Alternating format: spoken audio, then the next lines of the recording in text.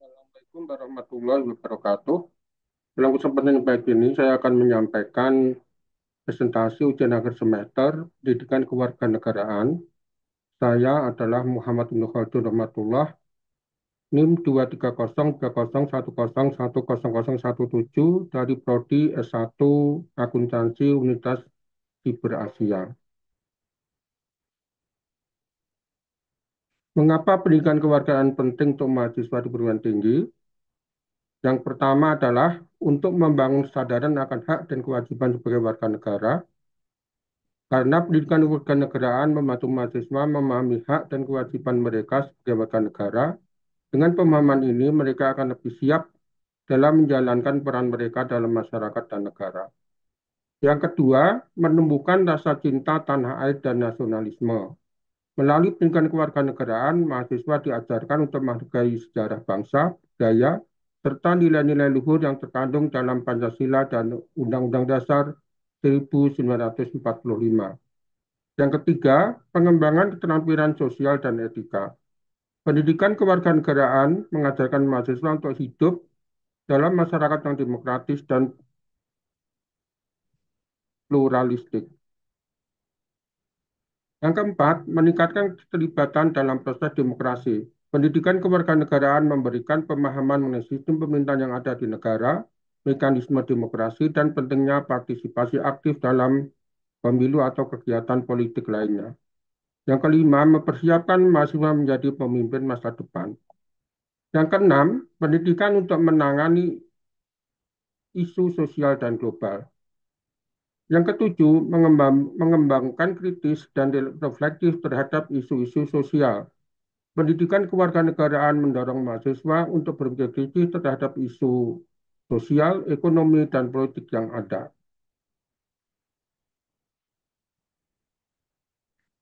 Bagaimana ilmu pendidikan kewarganegaraan dan nilai-nilai demokrasi dapat diterapkan di kehidupan sehari-hari? Yang pertama yaitu menghargai hak dan kewajiban orang lain. Penerapannya dalam kehidupan sehari-hari kita dapat menerapkan nilai-nilai kewarganegaraan dengan menghargai hak-hak orang lain seperti hak untuk berbicara, hak untuk dihormati, serta hak untuk mendapatkan keadilan. Contohnya yaitu menjaga kebersihan lingkungan sekitar, menghormati pendapat orang lain, dan bekerja sama dalam kelompok. Yang kedua, menerapkan prinsip toleransi dan menghargai perbedaan.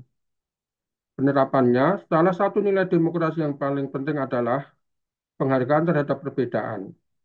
Contoh, menghargai terhadap sesama makhluk yang mempunyai perbedaan suku, ras, agama, dan sebagainya.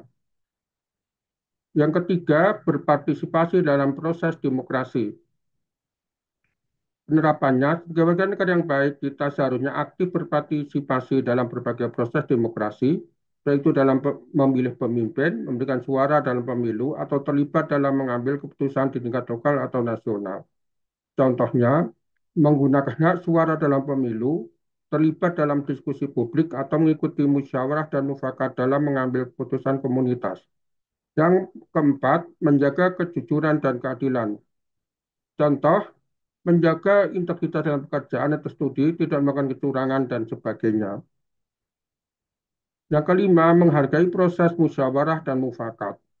Contohnya, mengadakan musyawarah dengan keluarga atau teman untuk menyelesaikan masalah bersama, seperti keputusan terkait liburan bersama atau cara berbagi pekerjaan. Yang keenam, menjadi pemimpin yang bertanggung jawab. Contohnya, sebagai ketua kelas, ketua organisasi, atau pemimpin dalam kelompok, kita bisa menjadi pemimpin yang adil dengan mendengarkan setiap anggota dan tidak memihak pada kelompok tertentu. Yang ketujuh, menghargai hukum dan ketertiban. Contohnya, menghormati peraturan lalu lintas, membuang sampah pada tempatnya, serta mengikuti aturan yang ada di tempat kerja atau lingkungan. Yang kedelapan, menggunakan media secara bijak. Contohnya, tidak menyebarkan berita hoax, memberikan pendapat dengan sopan di media sosial, dan tidak menyerang individu atau kelompok dengan komentar yang merugikan. Yang kesembilan, berperan aktif dalam pembangunan masyarakat. Contohnya, mengikuti kegiatan sosial di lingkungan sekitar dan menyumbang untuk korban bencana, alam, dan sebagainya. Ancaman di bidang ideologi, politik, ekonomi, sosial, budaya, dan pertahanan keamanan negara yang terjadi di Indonesia beserta kemungkinan solusinya. Yang pertama, ancaman di bidang ideologi. Paham radikalisasi, ekstremisme, serta upaya untuk mengganti ideologi negara Pancasila dengan ideologi asing seperti komunisme, ideologi berbasis agama yang ekstrim, atau paham teroris. Solusinya adalah dengan pendidikan Pancasila dan kewarganegaraan, pengawasan ketat terhadap organisasi, dialog antar agama dan budaya. Yang kedua, ancaman di bidang politik. Ancamannya adalah berupa politisasi agama, penyalahgunaan kekuasaan oleh politik, korupsi, serta potensi diintegrasi akibat polarisasi politik yang tajam. Solusinya adalah dengan pemberantasan korupsi, reformasi sistem pemilu, pendidikan demokrasi. Yang ketiga, ancaman di bidang ekonomi, yaitu ketergantungan terhadap impor, ketimbangan ekonomi yang tajam antara wilayah dan kelas sosial, inflasi yang tinggi, serta masalah pengangguran dan kemiskinan yang terus berlanjut. Solusinya adalah diversifikasi ekonomi, pemerataan pembangunan, pemberdayaan UMKM. Yang keempat, ancaman di bidang sosial budaya.